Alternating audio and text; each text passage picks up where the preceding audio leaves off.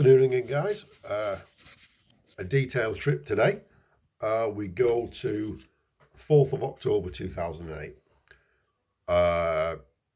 Possibly one of the weirdest days I've ever had going to football, because I found out an extremely interesting thing on this day, and it's lived with me for many years.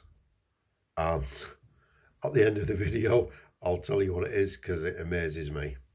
So we went, myself and Mike, to a Scottish Cup, that's Scottish Senior Cup,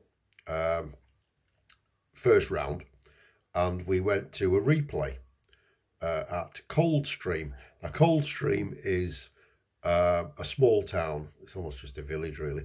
It's on the road between Kelso and Berwick, and just over the border into Scotland. It's just north of the River Tweed, which is the border.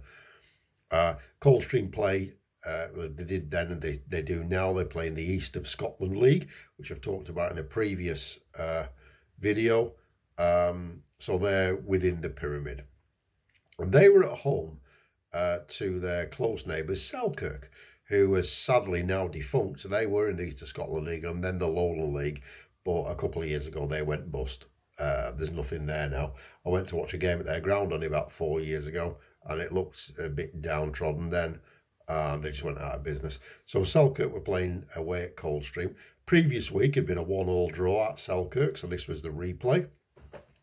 So we made the long drive from, Mike from his home in Bolton, and near Bolton, and me from Carnforth.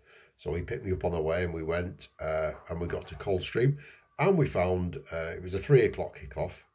The light was just about all right. It was the 4th of October. So we found a little cafe in the centre of town, had a bit of lunch, coffee, and then made our way up to the ground, which was just an open park, really. It was very nicely tended. It was just an open park with like a clubhouse.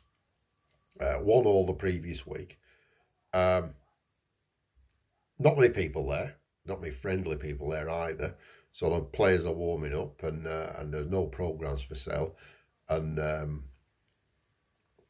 we said, right, okay, well, the home team's in blue, because if you're not sure, you just look at the corner flags, isn't it? That's what you do. The away team's in red. So we watched this game of end-to-end football. Some good players on show, actually, on both sides, and you could see it was going to be a close game. It had been a draw the previous week. It was to and fro, backwards and forwards, and it ended up 2-2 after extra time, and it was penalties. And so they take the penalties, and team in blue won 3-2. Fantastic. 3-2 on penalties. Coldstream beat Selkirk 3-2 on penalties after extra time. Brilliant. We thought, thoroughly good day out. Home team win, Coldstream through to the next round. So we get in the car, and we missed the 5 o'clock results, obviously, because extra time was still being played. And so we get to about 6 o'clock. So we get probably sort of Langholm way, almost to Carlisle. And Sport Report's on again, and they're reading the results out. And it comes down to it, and he gives it Coldstream 2, Selkirk 2. Selkirk win 3-2 on penalties. And we were like, well, they've got that wrong, because we were at that game, and Selkirk didn't win, Coldstream won. Because we know that Coldstream playing blue, because that's the colour that the corner flags are. So we didn't think anything else of it. And then later on, they went through the football results again, and they read it the same. Selkirk win 3-2 on penalties, and we thought, something's gone really wrong here. So we were a bit perturbed. Anyway, we got home, and we used to stop for a pint in the Shovel in Carnforth. So we stopped for a pint, and Mike he just had a half, because he'd got to drive home. So he had a half and I had a pint. He dropped me off at home.